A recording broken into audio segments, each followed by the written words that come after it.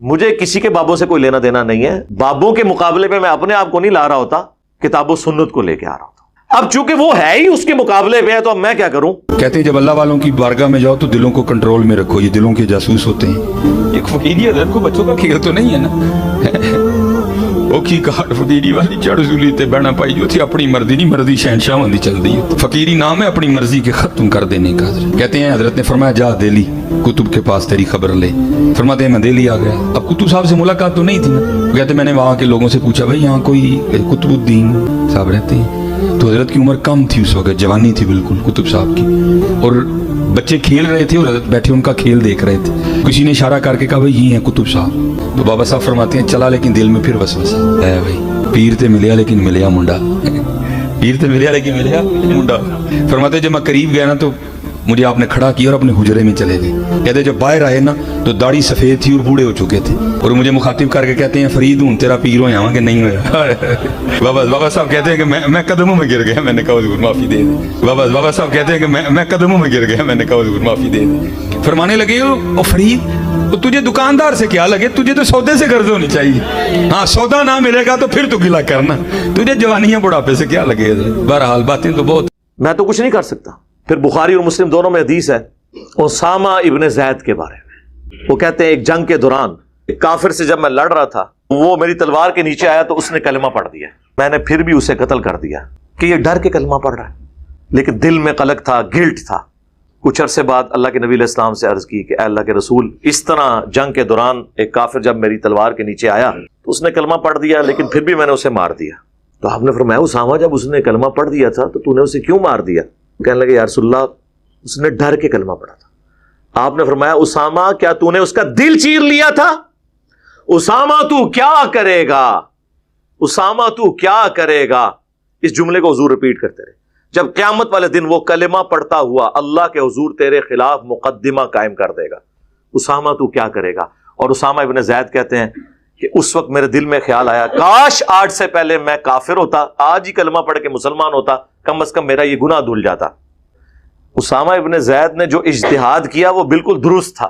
ہم بھی یہی کرتے ہیں کہ ڈر کے پڑھا, لیکن ظاہر میں غلطی کے چانس تو ہیں, ہو سکتا ہے ڈر کے نہ پڑھا ہو. تو بینیفٹ آف ڈاؤٹ ایک کافر کو بھی رسول اللہ نے دیا جو آپ کو مسلمان علماء نہیں دیتے ہیں. جنید جمشید نے سامنے آ کے معافی مانگی, علماء نے کہا نہیں اندروں نہیں مانگی. دیکھا آپ نے. تو اسامہ ابن زید کو جب حضور یہ کہہ رہے تھے کہ کیا تو نے اس کا دل چیر لیا تھا, تو اسامہ کو تو آگے سے یہ کہنا چاہیے تھا کہ اس امت کے بڑے سے بڑے ولی, غوث, قطب, ابدال, وہ اپنے مریدوں کے دلوں کے حال جانتے ہیں. کہتے ہیں جب اللہ والوں کی بارگاہ میں جاؤ تو دلوں کو کنٹرول میں رکھو, یہ دلوں کے جاسوس ہوتے ہیں. اور وہ پوری کائنات ان کے سامنے اس طرح ہوتی ہے جس طرح تیلی کے اوپر رائی کا دانہ.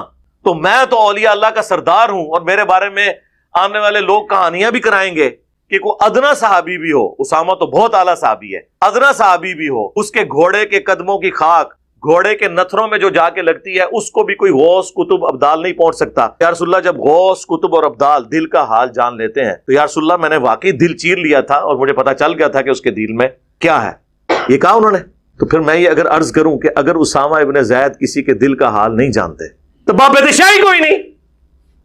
ابو داؤد میں, ابن ماجہ میں حدیث ہے, ایک صحابی نے حضور کو سجدہ کیا, آپ نے فرمایا سر اٹھا یہ کیا کر رہا ہے؟ کہ یا رسول اللہ میں وہ ہیرا نامی جگہ میں گیا تھا عراق میں, وہاں پہ لوگ اپنے سردار کو سجدہ کرتے ہیں, تو آپ تو اللہ کے رسول ہیں. آپ نے فرمایا جب میں فوت ہو جاؤں گا اور تم میری قبر سے گزرو گے کیا میری قبر پہ بھی سجدہ کرو گے؟ انہوں نے کہا نہیں یا رسول اللہ. تو فرمایا پھر مجھے کیوں سجدہ کر رہے ہو؟ اگر میں سجدہ جائز سمجھتا تو بیویوں سے کہتا کہ اپنے خامدوں کو سجدہ کریں اس حق کے سبب جو اللہ نے ان کو دیا ہے. انہوں نے آگے سے نہیں کہا کہ عشق دے چلے نمبر رہ گئے. تو اس طریقے سے جب ہم یہ باتیں کرتے ہیں تو ہمارا مقصد یہ ہوتا ہے کہ آپ کے دماغ کھولے جائیں. باقی تو لوگوں کو تو بری لگتی ہیں باتیں, مجھے پتا ہے. قرآن کی دعوت لوگوں کو بری لگتی ہے, اس لیے آپ کو صدیوں سے بتایا گیا قرآن و حدیث ڈائریکٹ نہیں پڑھنا, گمراہ ہو جاؤ گے. یہ اس کا ایکویلنٹ ورڈ تھا, کیونکہ جو کچھ انہوں نے بتایا تھا وہ اس کے بالکل خلاف. لیکن اگر آپ قرآن و سنت کو پڑھیں گے تو وقتی طور پہ آپ کو کوفت ہوگی. جس طرح ایک بندے کو جب پھوڑا پیپ زدہ ہو جاتا ہے نا, اس کو جب کٹ لگایا جاتا ہے نا, اس وقت اسے ایک تکلیف ضرور ہوتی ہے, لیکن جب اس کا زخم صاف ہو کے 1-1.5 ہفتے میں ریکوری شروع ہو جاتی ہے نا, پھر وہ کہتے ہیں یار میں نے تو اتنے مہینے تکلیف کاٹی اس کی وجہ سے. جس مزار سے گزرتا تھا جھک کے گزرتا تھا. ہاں جی, اگر میں وہ گاڑی کا ڈرائیور تھا تو جو مزار آتا تھا وہ تو 10 روپے دور سے ہی سڑک پہ پھینک کے جاتا تھا. اللہ کا شکر ہے توحید پہ آئے ہو تو سکون ہو گیا, یہ پھوڑا جب سے ختم ہوا ہے. ایک اللہ کا ہو گیا ہوں، لیکن اس وقت چیرا لگتے ہوئے تو تکلیف ہوتی ہے جی، ہوگی، مجھے پتا ہے۔ اب اگر میں قرآن سے یہ آیت بیان کروں، سورہ الانعام کی آیت نمبر 15 جو سورہ یونس میں بھی موجود ہے، سورہ الزمر میں بھی، قل انی اخاف ان عصیت ربی عذاب یوم عظیم، اے نبی تم فرماؤ کہ اگر میں بھی اپنے رب کی نافرمانی کروں تو مجھے بھی اس بات کا ڈر ہے کہ بڑے دن کا عذاب مجھے بھی آ پکڑے گا۔ اللہ اکبر۔ میرے بھائی، جب یہ میں آیت بیان کرتا ہوں اور اس کے مقابلے پہ آپ کے بزرگ یہ کلیم کرتے ہیں کہ ہم اس وقت تک جنت میں نہیں جائیں گے جب تک کہ اپنے مریدوں کو نہ لے کے چلے جائیں، جو ہمارے سلسلے میں بیعت ہو گیا وہ قیامت والے دن بغیر حساب و کتاب کے بخشا جائے گا، اور میں جب یہ حدیث بیان کرتا ہوں اس کو سپورٹیو، یہ تو نبی علیہ السلام کے بارے میں آپ نے پھر اسے بریف کیا، صحیح مسلم کی حدیث کہ جسے قیامت کے دن اس کے عمل نے پیچھے چھوڑ دیا، اس کا نسب، اس کی رشتہ داری اسے آگے نہیں لے کے جا سکے گی۔ اور بخاری اور مسلم کی متفق علیہ حدیث، اے میری بیٹی فاطمہ اس بات پہ مت اکڑنا کہ تم اللہ کے نبی کی بیٹی ہو، اگر اللہ نے تمہیں پکڑ لیا تو میں اللہ کے حضور تمہارے کچھ کام نہیں آؤں گا۔ یہ سیدہ فاطمہ کو ہمارے لیے کہا جا رہا تھا، وہ تو بخاری مسلم میں آئے جنتی عورتوں کی سردار ہیں، لیکن ان کو یہ بات کر کے امت کو بتائی جا رہی تھی کہ جب فاطمہ کا یہ سٹیٹس ہے اور اس کے بارے میں اللہ کا محبوب صلی اللہ علیہ وآلہ وسلم ہونے کے باوجود یہ کہہ رہا ہوں، تو اب جب کبھی کوئی یہ کہے نا کہ جو میرے سلسلے میں بیعت ہو میں اسے جنت میں لے جاؤں گا، میں اس وقت تک جنت میں نہیں جاؤں گا جب تک کہ اسے لے نہ جاؤں، تو آپ نے انجینئر صاحب کی بات غور سے سننی ہے کہ بابت شاہی کوئی نہیں۔ جب حضرت فاطمہ اور رسول اللہ صلی اللہ علیہ وآلہ وسلم کے بارے میں یہ آیات اور احادیث موجود ہوں۔ اسی طریقے سے بخاری و مسلم میں ایک حدیث ہے، نبی علیہ السلام کا ایک غلام تھا مدعم، جو سواری کا کجاوا کسا کرتا تھا سفر و حضر میں، حضور کو وضو کرواتا تھا۔ غزوہ خیبر کے موقع پر اسے ایک نامعلوم تیر لگا اور وہ شہید ہو گیا، اور صحابہ نے کہا تم میں شہادت مبارک ہو، یہ الفاظ ہیں۔ بالکل صحیح کہا، کیونکہ صحابہ دل کا حال تو نہیں جانتے تھے۔ آپ نے فرمایا تم اسے شہادت کی مبارک دے رہے ہو، جبکہ اللہ نے مجھے دکھایا ہے کہ اس کے اوپر آگ کی ایک چادر ہے جو اس نے مال غنیمت میں سے چوری کی تھی، اور اللہ نے یہ بھی لحاظ نہیں کیا کہ حضور کا خادم ہے چلو ایک چادر معاف کر دے، نہیں۔ اس لیے میں بولتا ہوں آج اگر کوئی جرم کرتا ہے نا، اس لیول کا جرم اگر رسول اللہ کے زمانے میں کسی نے کیا وہ بڑا مجرم، کیونکہ اسے حضور کی صحبت ملی ہوئی ہے۔